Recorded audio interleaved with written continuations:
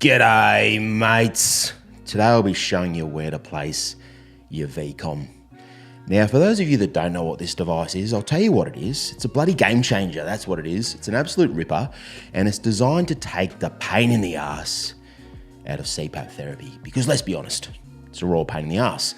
Now it works by reducing the high airflow when you breathe in while maintaining apnea treatment, the EPAP. That's how it works. I won't go into the whole physics of it all, but it's super important to know where to place it because I learnt this out the hard way. I was using it with one of these masks. Where is it? One of these masks here that has this little flexi tube, and it was brilliant. There's about 20% reduction in the CPAP machine noise, much more comfort, but a lot of people were saying it makes therapy noisier. And I was like, what are these dickheads talking about? And it all comes down to the mask type. Now, if you have a mask that doesn't have a flexi tube, like one of these masks, see how you've got the elbow here and that connects straight to the CPAP machine. If you connect this up right here, what it does is it creates a vortex, an air vortex here, and that creates noise. Now, when you have a flexi tube, like the Evora Full here, this is a ripper, and you connect it down here, not up near the exhalation port, super quiet.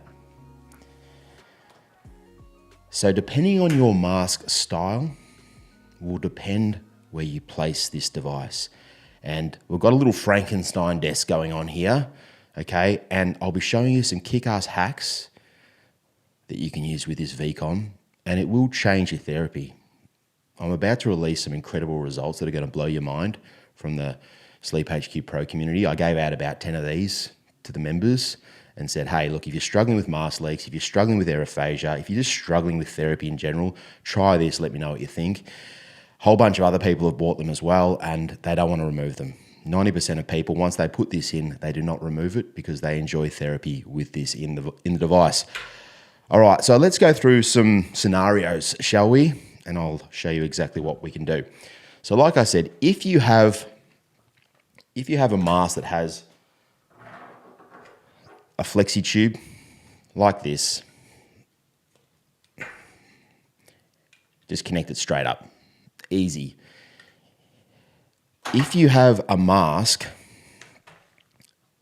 like this, you can't connect it here, okay? Any mask like this, what else have I got here? Here's a Vitera. Once again, if you just have an elbow, no flexi tube, you can't place it here. Well, you can, it'll just be noisy. And we don't want more noise. It's already noisy enough as it is. So what can you do? Well, in this scenario, you can place it at the machine side and then connect your tubing up here. However, it's a bit of a problem. Hang on, this mask is giving me the shits. Get this out of the way. Like, ugh. However, most of you these days use a heated tube. And so if you put this in here, I mean, you can't really connect that and then that. It doesn't work, okay? So if you're using a heated tube, you're kind of stuck. And this is where you need like a few little hacks to get you by. So what you can do is most companies these days will sell Uncle Nico's mini tube. Where is it? Here. Grab yourself Uncle Nico's mini tube, all right? Now just remember, like I said last time, it's not the size of the tube, it's how you use it, all right? We all know what that means, and I use this extremely well, just so you know. But you place it in there, all right? And then you just gotta, it's a little bit of a tight fit, but we like it that way, don't we?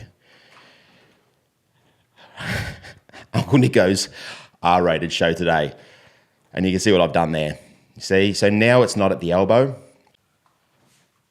All right, here's the Z2 Auto by Breas. Great little travel CPAP machine. However, like most travel CPAP machines, they're a little bit noisier than your full-size units because they have no sound abatement foam and they have smaller motors that run at higher RPM. And because of this, they tend to shoot that airflow up the tube a little faster, and that's a main cause of the noise.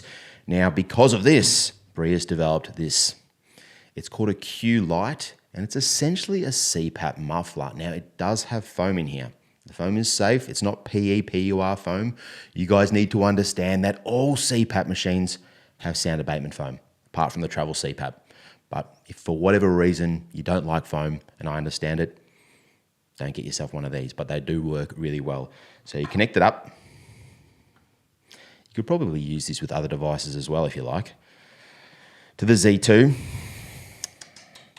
VCOM, bang. And then your CPAP tube. What do we got here? Oh, look at this. Da-da-da-da. There's a medlock. And that's your setup. All right, like I said, it's a Frankenstein, but who cares? If it means there's like a 20%, 30% reduction in the noise, silent night, ripper, love it. Now, if you have one of these, an Air Mini, let me show you what you can do. First, we'll need a Zeph Air adapter. There's a whole bunch of adapters available these days, but this one works pretty well. I'll put links in the description down below. Click it in. VCOM on. Step 1. Now, the connection between the VCOM and the Zeph Air isn't amazing. Like, it's okay, but what you might like to do, if you're just going to use this solely with the Air Mini, maybe just a little bit of super glue there, connect it up, or you could just get a little bit of electrical tape or just some tape, put it on there. Click it in. And then we get... So what I've got here is, this originally was an Air Mini tube, had the Air Mini adapter here, and I've connected a medlock. And then the medlock connects on there. Air Mini, Zeph Air, VCOM, medlock. The Frankenstein, I love it, all right? How good is that? And if it means your device is 20% quieter and gives you a better night's sleep, so be it. I think it's worth it. Just a few ideas for you. And people say that I'm not helpful and that all I think about is SleepHQ. Come on, guys, pull your head in, for God's sake. Most helpful channel in the world. Just single-handedly saved 5 million Philips users from the recall apocalypse. So, it does hurt my feelings when I read those comments on Reddit. Anyway, what else have we got? Not everyone's cup of tea, I understand that. Now, I will tell you one thing. With the Q Light, if you're using a heated humidifier, you need to take it off and let it dry each day. All right, because if you don't, I'll show you inside. Foam here can get moist, and if it doesn't dry out, bacteria, mold, and so on. All right, just so you know. Is there anything else I need to discuss? Yeah, so what I found when I was using my P10, I found the VCOM, because it reduces that airflow during inhalation, I found it was like sucking through a straw, like that there wasn't enough airflow, and I bumped it up from like 5, 6 to 7, and I still just felt a bit funny with it. So I ended up changing to the N20, and I'm absolutely loving that.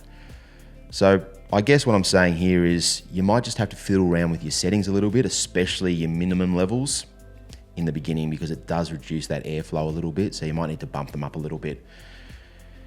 Anyway, guys, that's just a few little tips for you today. Happy Friday to you all. I'll put some links in the description down below. There's some incredible offers in the SleepHQ Pro community, so you can save yourselves a few bucks by becoming a member. Until next time, sleep well, look after your mates, and I'll see you soon. Cheers. G'day, mates. This video is sponsored by SleepHQ.